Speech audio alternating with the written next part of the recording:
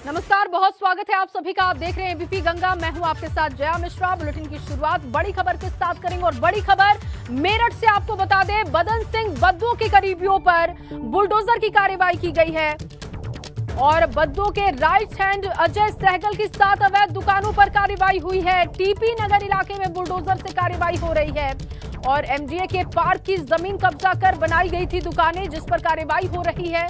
बदन सिंह बद्दू के इशारे पर जमीन कब्जा करने का आरोप है। बड़ी खबर इस वक्त आपको दे रहे हैं, एमडीए के पार्क की जमीन कब्जा कर दुकानें तैयार की गई थी। सनुज मेरे सहयोगी इस वक्त जुड़ चुके हैं ज्यादा जानकारी के साथ। सनुज, कार्रवाई अभी भी हो रही है क्या वहां पर, और कितनी ये जमीनें हैं जिस पर अवैध कब्जा किया गया है?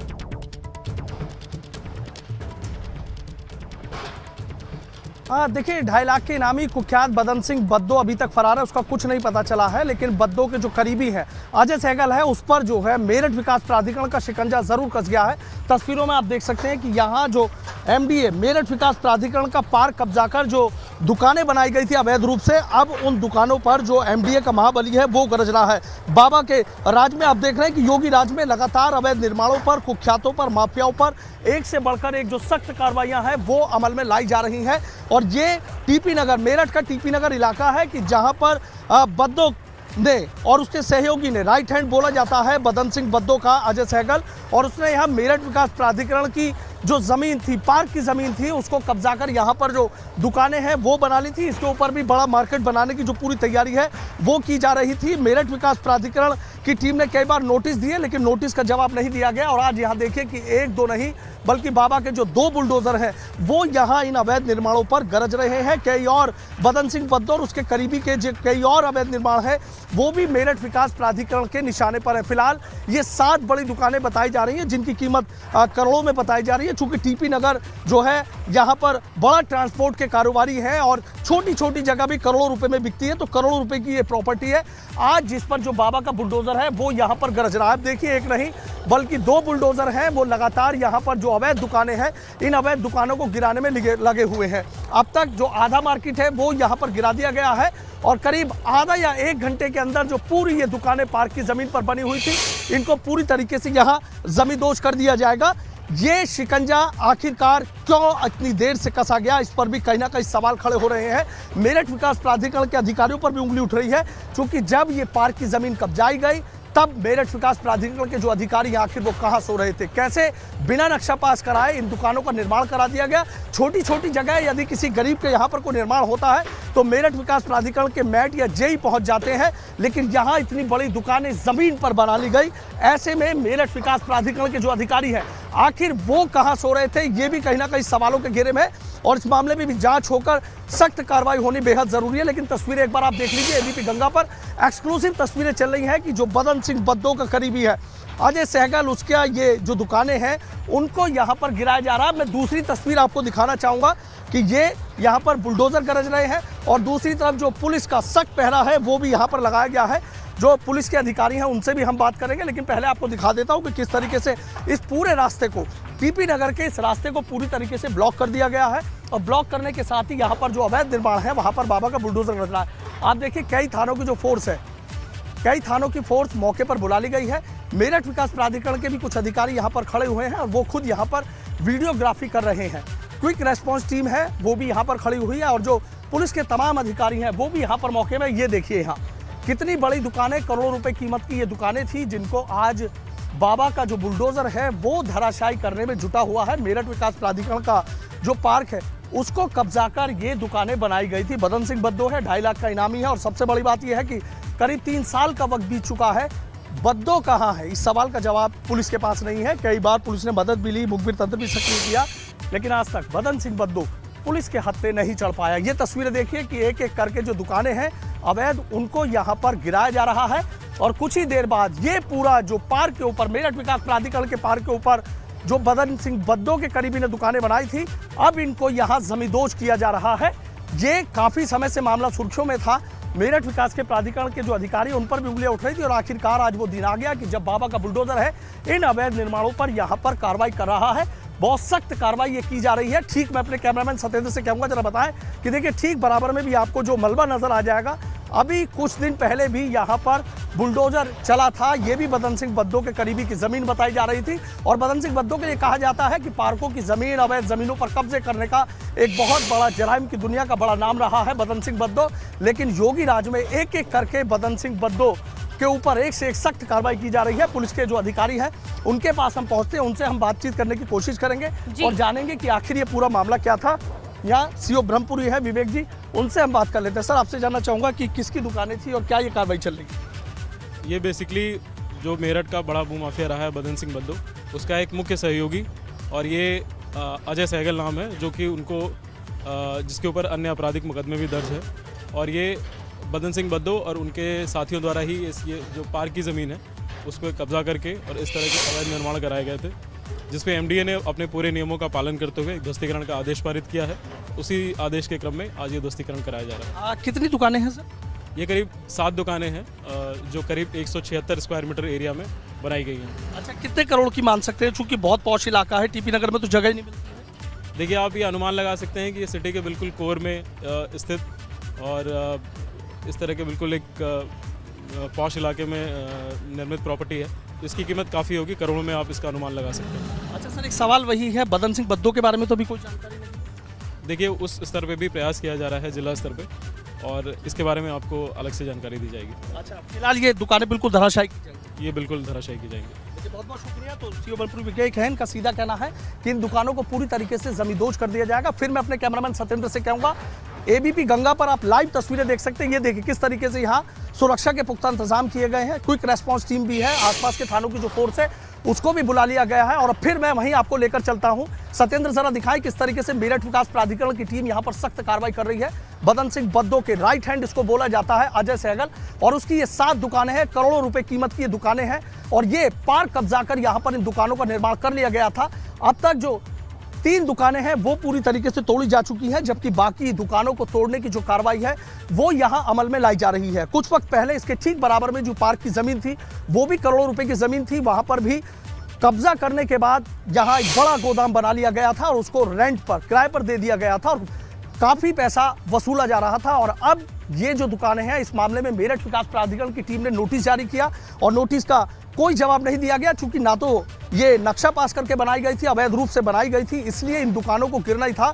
लेकिन योगी राज में जिस तरीके से माफियाओं के खिलाफ, भूमाफियाओं के खिलाफ सख्त कार्रवाई अमल में लाई जा रही है, उससे तस्वीर साफ है कि चाहे कितना भी बड़ा माफिया हो, कितना भी रसूखदार हो, यदि पार्कों की जमीन कब्जाई है या अवैध रूप से कहीं जमीनों पर कब्जे किए हैं, तो इसी तरीके से मेरठ विकास प्राधिकरण की बात हो या अन्य विभागों की बात हो, अवैध संपत्तियों पर इसी तरीके से बाबा का जो बुलडोजर है वो आपको यहाँ गरजता हुआ नजर आ जाएगा। लगातार बदन सिंह बद्दो पर सख्त एक्शन और उसके करीबियों पर सख्त एक्शन चल रहे हैं। थोड़ा सा बदन सिंह बद्दो के बारे में मैं आपको बताना चाहूंगा कि शराब माफिया बदन सिंह बद्दो है, भूमाफिया भी उसको कहा जाता है। करोड़ों अरबों रुपए की जो संपत्ति है उसने सरकारी जमीनों पर कब्जे करके कितनी बड़ी मार्केटें बनाई और वो बहुत ऊंचे दामों में बेची। और एक बार यहाँ करीब 3 साल पहले की 2019 की बात बताई जाती है कि प्रधानमंत्री नरेंद्र मोदी की जिस दिन रैली थी उसी दिन बदन सिंह बद्दो पुलिस कस्टडी से फरार हुआ था और तब से लेकर आज तक बदन सिंह बद्दो कहाँ है उसके बारे में कोई नहीं पता। कभी पता चलता है कि वो नेपाल है, कभी ऑस्ट्रेलिया की लोकेशन निकल कर आती है, कभी कहीं की, लेकिन आज तक पुलिस के हाथ खाली है।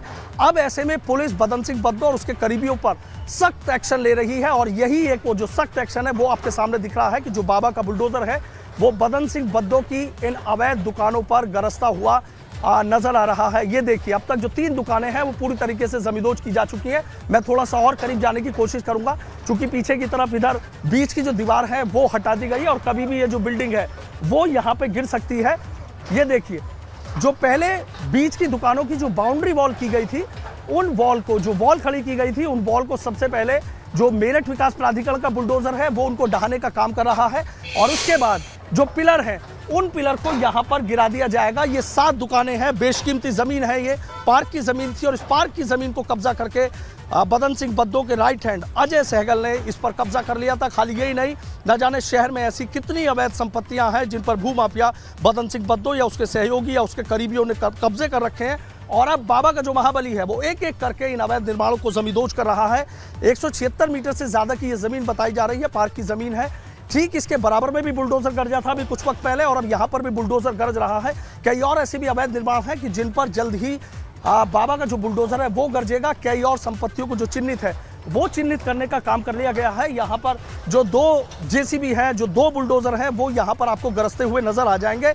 एक एक करके इन दुकानों को ढाया जा रहा है, तोड़ा जा रहा है। लेकिन कहीं ना कहीं सवाल ये जरूर उठता है कि जब पार्क की जमीन कब्जा कर यहां पर इन अवैध दुकानों का निर्माण किया जा रहा था, तब मेरठ विकास प्राधिकरण के अधिकारी ऐसी कौन सी कुंभकर्णी नींद सो रहे थे कि उन्हें पता ही नहीं चला कि इतनी बड़ी दुकानें, इतनी बड़ी बेशकीमती करोड़ों रुपए की जो बेशकीमती जमीन है वो यहां पर कब्जा ली गई, दुकानें बना ली गई। और अब योगी राज में इन पर कहीं ना कहीं जो सख्त एक्शन है वो देखने को मिल रहा है। अभी कुछ दिन पहले आपने देखा था कि मेरठ मंडल कमिश्नर है सुरेंद्र सिंह, वो मेरठ विकास प्राधिकरण का औचक निरीक्षण करने गए थे और वहां उन्होंने अधिकारियों को फटकार लगाई थी कि अवैध निर्माणों के खिलाफ मेरठ विकास प्राधिकरण के अधिकारी कार्रवाई करने से क्यों हाथ पीछे खींचे हुए हैं।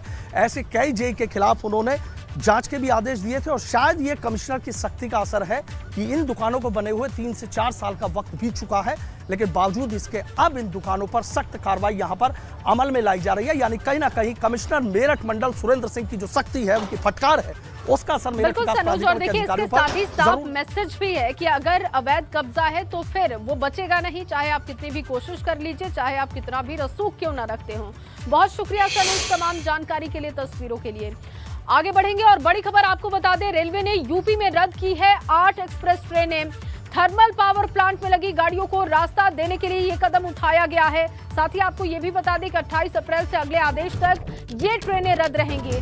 कोयला ढोने वाली माल गाड़ियों को प्राथमिकता दी जा रही है। केंद्र सरकार ने कोल इंडिया को बिजली संयंत्रों में ज्यादा कोयला सप्लाई का आदेश दिया है, क्योंकि लगातार ये खबरें आ रही हैं कि बिजली संकट गहरा सकता है, क्योंकि कई जगहों पर प्लांटों पर कोयले की कमी हो रही है। और उसे देखते हुए अब देखिए ये बड़ा कदम उठाया गया है। केंद्र सरकार ने कोल इंडिया को बिजली संयंत्रों में ज्यादा कोयला सप्लाई का आदेश दे दिया है और कोयला ढोने वाली मालगाड़ियों को प्राथमिकता दी जा रही है, जिसके लिए कई ट्रेनें रद्द की गई हैं। 28 अप्रैल से लेकर अगले आदेश तक ये ट्रेनें रद्द रहेंगी और थर्मल पावर प्लांट में लगी गाड़ियों को रास्ता देने के लिए ये कदम उठाया गया। अविनाश मेरे सहयोगी फोन लाइन पर मौजूद है। अविनाश, और ज्यादा जानकारी दीजिएगा इस खबर पर। देखिए, अगर बात करें तो जिस तरीके से कल केंद्र सरकार ने कोल इंडिया को निर्देश दिया है कि तमाम तरह जो बिजली संयंत्र है जहां पर बिजली उत्पादित होती है वहां पे कोयला पूरी तरीके से आपूर्ति हो, कोयला की कोई कमी न होने पाए। इसके बाद अगर बात करें तो जिस तरीके से अब बिजली की डिमांड बढ़ी है तो बिजली संयंत्र भी लगातार बिजली उत्पादन में तेजी ला रहे हैं। ऐसे में अब कोयला टाइम पर पहुंचे, इसके लिए रेलवे ने भी बिजली जो कोल मंत्रालय है उसका सहयोग किया है। 8 ट्रेनें उत्तर प्रदेश के अंदर रद्द की गई है। इनमें अगर बात करें तो लखनऊ मेरठ एक्सप्रेस है, बरेली संगम एक्सप्रेस है और इसके अलावा अगर बात करें तो मुरादाबाद काठ गोदाम की जो पैसेंजर ट्रेनें इनको रद्द किया गया है। ऐसा निर्णय इसलिए लिया गया कि ताकि जो ट्रेनें लगी हुई हैं कोयला सप्लाई के लिए वो बिना किसी लेट लतीफ के बिजली संयंत्रों तक समय से कोयला पहुंचा सके। इस तरीके से निर्णय लिया। अभी सिचुएशन को रिव्यू किया जा रहा है, अगर जरूरत पड़ेगी तो और भी ट्रेनें रद्द की जाएगी रेलवे की ओर से, ताकि बिजली संयंत्रों पर कोयला टाइम पे पहुंचाया जा सके। और अविनाश, देखिए लगातार ये बात भी सामने आ रही थी कि बिजली संकट गहरा रहा है और ऐसे में उत्तर प्रदेश की हम बात कर ले, उत्तर प्रदेश में ये मुद्दा बड़ी उछला और जब सवाल किया गया ऊर्जा मंत्री से तो वो बिल्कुल बचते हुए दिखाई दिए थे। जी बिल्कुल, अगर बात करें तो पूरे देश के कई राज्यों में इस तरीके के संकट आ रहे हैं और उत्तर प्रदेश के अंदर खासतौर से अगर बात करें तो कई जिलों में बिजली का संकट देखने को मिल रहा है। केंद्र सरकार ने भी कहा है कि जिस तरीके से मंगलवार को पिछले वहां पे काफी ज्यादा डिमांड हुई थी बिजली की और इसके बाद अगर बात करें तो मई जून में और भी ज्यादा डिमांड हो सकती है। लिहाजा तभी केंद्र सरकार ने तमाम तरह जो बिजली उत्पादित संयंत्र हैं उनको चेताया है कि बिजली का जो उत्पादन है उसको बढ़ाया जाए। कोल इंडिया को निर्देश। चलिए, बहुत शुक्रिया अविनाश तमाम जानकारी के लिए। तो देखिए ये बड़ा फैसला केंद्र की तरफ से किया गया है कि कोयला ढोने वाली जो मालगाड़ियां हैं उन्हें प्राथमिकता दी जा रही है। कोल इंडिया को बिजली संयंत्रों से ज्यादा कोयला सप्लाई के आदेश है। और इसमें बिजली संकट को लेकर हमारे साथ बातचीत करने के लिए AK शर्मा जी हैं, ऊर्जा मंत्री। शर्मा जी, बहुत दिक्कत है, लोगों को क्या कहेंगे? शर्मा जी, बिजली को लेकर बहुत परेशान हैं लोग, बिजली कटौती को लेकर। शर्मा जी, सर बिजली संकट को लेकर लोग बहुत परेशान हैं। मंत्री जी, बिजली संकट को लेकर चलो का समाधान। AK शर्मा सीतापुर जा रहे हैं। बिजली संकट को लेकर हमने बात करने की कोशिश की, लेकिन बिजली मंत्री, ऊर्जा मंत्री ने कुछ भी बोलने से इनकार कर दिया। अनवर शुक्ला, ऐसा क्या, क्यों उन्होंने किया? कल भी वो मीडिया से बात करते नहीं हैं। कल भी जब सवाल पूछा गया तो उन्होंने कहा कि अभी कुछ बात नहीं करेंगे, हम काम कर रहे हैं। पर काम अगर हो रहा है तो फिर भी बिजली की व्यवस्था ठीक नहीं हो पा रही। आप देखिए, हालांकि मुख्यमंत्री ने जब बैठक की तो साफ तौर पर कहा कि हर हालत में बिजली मिलनी चाहिए, जो रोस्टर है तय। अब शहरों के लिए 24 घंटे, गाँव के लिए 18 घंटे, पर कटौती हो रही है क्योंकि डिमांड और सप्लाई में अंतर है। हालांकि कह रहे हैं कि कोयले की भी कमी है, कोयले की वजह से भी दिक्कत है, पर समस्या यही है कि बिजली मिल नहीं रही और विपक्ष ने इसको मुद्दा बना लिया। लेकिन समस्या ये है कि बिजली पर जब हम सवाल पूछते हैं तो ऊर्जा मंत्री को जवाब देना चाहिए। जवाब इसलिए देना चाहिए कि प्रदेश की जनता ये सुनना चाहती है, जानना चाहती है, आश्वस्त होना चाहती है कि आखिर इस समस्या का समाधान कब होगा, क्योंकि कोई भी सरकार लोक कल्याणकारी सरकार होती है। कैमरामैन हरिओम के साथ वीरेश पांडे और अपने सहयोगी अनुभव के साथ AK शर्मा के आवाज से लखनऊ। तो देश भर में बिजली संकट को लेकर अब हंगामा बढ़ते जा रहा है, सवाल उठाए जा रहे हैं। लेकिन देखिए, आपको दिखा भी रहे थे, तस्वीरें आप देख रहे थे, AK शर्मा ने कुछ भी नहीं कहा, बिना बात किए वो निकल गए। इससे पहले भी इस तरीके का जेस्चर उनका देखने को मिला था और आज भी जब ब्यूरो चीफ वीरेश पांडे जी बात करने की कोशिश कर रहे थे तो बिल्कुल बचते हुए दिखाई दिए। सीधे बड़ी खबर का रुख करेंगे जो कि वाराणसी से है। BHU में माहौल खराब करने की कोशिश की गई है। BHU की दीवारों पर विवादित पेंटिंग पर विवाद हो गया है और पेंटिंग में की गई है जातिगत टिप्पणी। पेंटिंग में लिखा गया है कि कश्मीर झांकी है, पूरा भारत बाकी है। BHU प्रोटोकॉलियल बोर्ड ने दीवारों पर जो पेंटिंग की गई थी उसे मिटाने का काम किया है। देखिए तस्वीरें हम आपको दिखा रहे हैं। दरअसल इफ्तार पार्टी को लेकर ये पूरा विवाद हुआ है। महिला महाविश्वविद्यालय में ये इफ्तार पार्टी का आयोजन किया गया था। कुलपति के खिलाफ लोगों ने हंगामा किया, वहां पर छात्रों ने कुलपति का पुतला भी फूंका और अब देखिए ये जो विवादित पेंटिंग है उसकी वजह से माहौल खराब करने की बात सामने आ रही है। हालांकि इसे हटाने की कवायद शुरू कर दी गई है, लेकिन ये जो दीवार आप देख रहे हैं BHU की ये दीवारें हैं और जातिगत टिप्पणी की गई है, जाति सूचक शब्दों का इस्तेमाल किया गया है।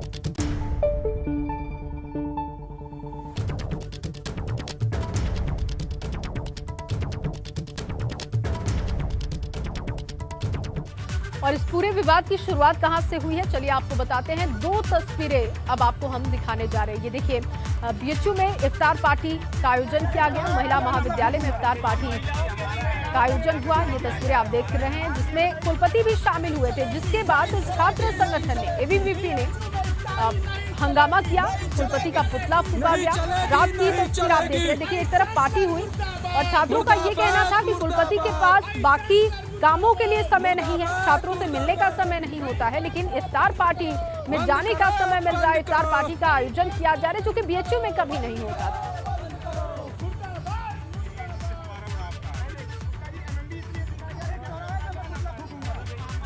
और नीतीश पांडे मेरे सहयोगी जुड़ चुके हैं ज्यादा जानकारी के साथ, क्योंकि लगातार इस खबर को वो कवर कर रहे हैं। नीतीश, क्योंकि कल इफ्तार पार्टी से ये पूरा बवाल मचा और अब देखिए विवादित पेंटिंग तक पहुंच गया, माहौल खराब करने की कोशिश हो रही है।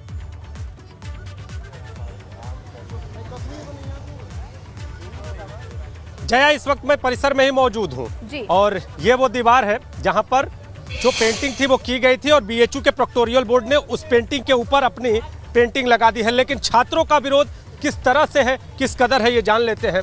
पहले इफ्तार पार्टी और इफ्तार पार्टी के बाद अब ये घटना सामने चल क्या रहा है परिसर में और छात्रों के मन में क्या है? देखिए, ये परिसर में आज से नहीं चल रहा है। ये 6 महीने से जो है पूरा परिसर जो है हिंदू विरोध का केंद्र बनाने की कोशिश है। इसके पहले जो है भारत के नक्शे के साथ छेड़छाड़ की जाती है और क्लास के अंदर जो क्लास चलता है, टीचर करते हैं, कोई कार्रवाई नहीं होती। विश्वविद्यालय प्रशासन खाना पूर्ति कर देता है। भगवान श्री राम के चित्र के साथ प्रदर्शनी में जो है उनके चित्र के जगह अपना चित्र, उनके मुंह के जगह अपना मुंह लगा के हनुमान जी को पैरों में बैठाया जाता है। उसका उद्घाटन कुलपति यही सुधीर जैन जी जो है कल इफ्तार कर रहे थे, वो जाके उसका उद्घाटन करते हैं। कार्रवाई के जब छात्र जो है आंदोलन करते हैं तो कहते हैं कार्रवाई होगी, आज तक कोई कार्रवाई नहीं होती है। प्रोक्टर से हमने बातचीत की तो वो कह रहे हैं कि ऐसा पहले भी इफ्तार पार्टी होती रही और पहले, लेकिन क्या फोटो आती रही? आखिर BHU मैं 11 साल से हूँ, मैं कह रहा हूँ वो प्रमाण देंगे, मैं माफी मांगने को तैयार हूँ। वो प्रमाण तो दें। हम लोग क्या यहाँ 11 साल हो गए हैं, BA से यहीं पे हूँ और रिसर्च चल रहा है। हम लोग भी जानते हैं कि कौन कौन सी परंपराएं हैं विश्वविद्यालय में। ये पहली बार आधिकारिक रूप से दिया गया, PRO ने आधिकारिक निमंत्रण भेजा है।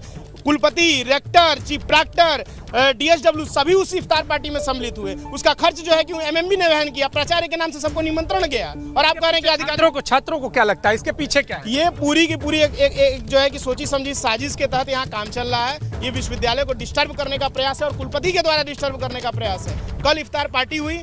आप ये बताइए, कोई यहाँ मुसलमान छात्र भी पढ़ते हैं, ऐसा नहीं है, ईसाई छात्र भी पढ़ते हैं। बहुत जो आयोजन करता है अपना करे, कोई दिक्कत नहीं है हमें। उसको इफ्तार मनाना है, उसको ईद मनाना हम लोग सहयोग भी करेंगे, करते भी हैं। अगर कोई उसमें जाना चाहता है, टीचर जाए, हमको कोई आपत्ति नहीं है। आधिकारिक रूप से जब राष्ट्रपति भवन ने इस परंपरा को बंद कर दिया, आधिकारिक रूप से प्रधानमंत्री कार्यालय ने इस परंपरा को बंद कर दिया है, देश के सभी राजभवन ने इस परंपरा को बंद कर दिया, आप नई परंपरा शुरू करने वाले कौन होते हैं? बड़ा सवाल है। आप बताइए, आप लोगों ने इस मुद्दे पर किस तरह से अपनी प्रतिक्रिया व्यक्त की, पुतला दहन किया, अब आगे क्या? आगे देखिए, जैसे भैया बता रहे हैं कि जो नई परंपरा कहीं शुरुआत करने की कोई तुक नहीं है। जब राजभवन, राष्ट्रपति भवन, प्रधानमंत्री भवन, हर जगह से इस परंपरा को बंद कर दिया गया है, तो इस परंपरा को नया शुरू करने का उनका कोई अधिकार नहीं है। और जैसे इसी सवाल है, BHUBC का मकसद क्या है, आखिर इफ्तार पार्टी के पीछे क्या है? लेकिन प्रशासनिक अमला ये कह रहा है कि ऐसी पार्टियां पहले भी होती रही हैं। क्या होती रही है? क्या मैं भी BHU का छात्र रहा हूँ, पहले तो ऐसी पार्टियां नहीं होती दिखी, इसके साथ ही फोटो तो नहीं बनती दिखी। ये नई पार्टी कब से शुरू हुई? ये जो नए VC आए हैं, ये मैं भी देख रहा हूँ पिछले कुछ दिनों से, महीनों से, और आप आने वाले समय में और देखेंगे। ये BHU क्या करने आए हैं, इनका फोटोबाजी करना, समझ रहे हैं, सस्ती लोकप्रियता हासिल करने के लिए BHU के प्रांगण में इफ्तार पार्टी करा रहे हैं, एक धर्म मजहब विशेष को बढ़ावा दे रहे हैं। छात्रों से बातचीत की क्या BHUBC ने इस पूरे मुद्दे पर? हम लोगों से किसी ने बातचीत नहीं की, हम लोग भी यहीं के छात्र हैं। हम चाहते हैं, जैसा कि अभी भाई साहब ने बताया, कि पूरे देश में राजभवन से या फिर राष्ट्रपति भवन से इस तरह की चीजें बंद की जा रही हैं, क्योंकि यह देश किसी एक मजहब का तो है नहीं। साहब, प्रशासनिक अमले को न भेजिए, छात्रों से बातचीत कीजिए, छात्रों को स्पष्ट कीजिए कि आपकी इफ्तार पार्टी के पीछे क्या है। मैं गंभीर चीज आपको बता रहा हूँ कि अगर मैं पतंजलि पांडे यहाँ का शोध छात्र हूँ, मेरी कोई समस्या होगी, अगर मैं आज वाइस चांसलर से मिलने जाऊँ, नहीं मिलेंगे वो। 10 दिन तक जो है आप लगातार मेल भेजते हैं, कोई रिप्लाई नहीं करेंगे मिलने के लिए। चांसलर सर कहते हैं कि जो छात्र अपनी मांग के लिए आंदोलन करेंगे उनसे हम नहीं मिलेंगे। बताइए, उनका छात्रों के प्रति मिलने से कोई संवेदना नहीं, वो छात्रों से मिलना ही नहीं चाहते। वो कहते हैं छात्र जो आंदोलन देंगे, अगर हमें अपनी मांगे माननी है तो क्यों आंदोलन नहीं देंगे? तो कहते हैं कि आंदोलन सुनेंगे नहीं, मांग सुनेंगे नहीं, क्या समस्या है वो सुनेंगे नहीं। अभी एक विशेष धर्म के लिए इफ्तार पार्टी का आयोजन कर रहे हैं। यहीं रुइया छात्रावास का 2 या 3 मई को शताब्दी दिवस मनाया जा रहा है। वहाँ पे उन्होंने निमंत्रण भेजा गया था और स्वीकार कर दिया कि मेरे पास समय नहीं है। क्यों? शताब्दी वर्ष के समारोह में आने का समय नहीं। संस्कृत नवरात्रि में भी कुछ कहा था। हाँ, नवरात्रि में क्या होता था कि पहले परंपरा ये थी, GC त्रिपाठी सर ने जो है कि वो कुछ शिक्षकों और उनको पूछो कि वो व्रत रहते थे, तो वो उन्होंने फलाहार की परंपरा शुरू की थी। इस कुलपति ने उसको बंद कर दिया। हमको कोई आपत्ति नहीं, बिल्कुल बंद होना चाहिए। ठीक है, आप नवरात्रि का फलाहार मत दीजिए, हम लोग फलाहार कर लेंगे, लेकिन आप इफ्तारी फिर क्यों शुरू कर रहे हैं? और इफ्तारी शुरू करने का परिणाम ये हुआ है कि आज पूरे कैंपस में एक आतंकवादी नक्सलवादी संगठन ने पूरे कैंपस में लिखा है कि हम इसको कश्मीर बनाएंगे, पूरे कश्मीर तो झांकी है, पूरा भारत बाकी है, ऐसे पोस्टर्स लगाए हैं, ब्राह्मणों की कब्र खोदेंगे, ऐसे पूरा लिखा हुआ है पूरे कैंपस भर में। ये उसी का परिणाम है। और ये पहली बार नहीं हो रहा है इस कैंपस में कि इस तरह के हिंदू विरोधी कृत्य किए जा रहे हैं, और लगातार हो रहे हैं। और विश्वविद्यालय प्रशासन हमेशा मूक दर्शक बना रहा है। छात्रों में आक्रोश है, लेकिन अब अगला कदम क्या है छात्रों का? अगला कदम यह है कि अगर उनकी गिरफ्तारी नहीं होती है, अगर उन पर अन्य निरुद्ध करके उनको जेल नहीं भेजा जाता है, तो हम उग्र आंदोलन को बात करेंगे। संगठन पर भी बैन लगना चाहिए। अगर संगठन पर बैन नहीं लगेगा तो हम लोग उग्र आंदोलन करने के लिए बाध्य होंगे, और जितना भी कार्यक्रम उनका होगा सब निस्तरों नाबूद कर देंगे। जी, कुछ लोग पीछे भी हैं, आप लोग बताइए।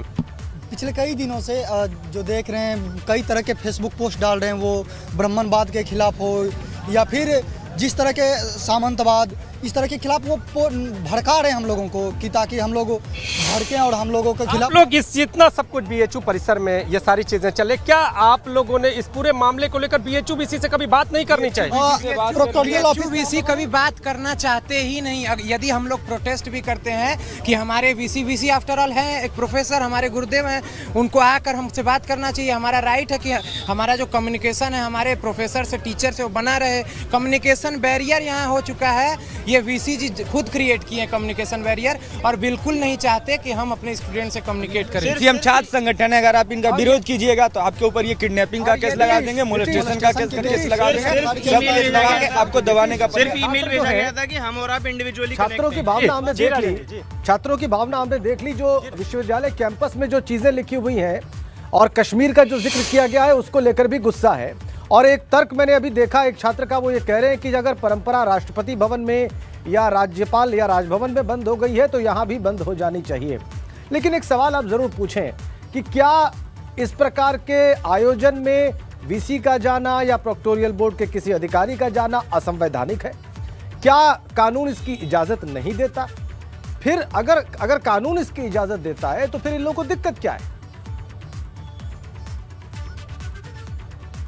एक सवाल है कि अगर इफ्तार पार्टी का आयोजन होता है उसमें वीसी जाते हैं तो क्या ये असंवैधानिक है? इसमें आप लोगों को दिक्कत क्या है? बिल्कुल असंवैधानिक नहीं है, आप जाइए। लेकिन अभी जैसा कि हमारे सीनियर रुइया हॉस्टल के बताए हैं, संस्कृत का भी एक हो रहा है आयोजन, शताब्दी समारोह, उसमें आने के लिए उनके पास समय क्यों नहीं है? ये इक्वालिटी होनी चाहिए। ये मतलब असमानता क्यों है कि वहाँ पे चले गए यहाँ पे नहीं आएंगे?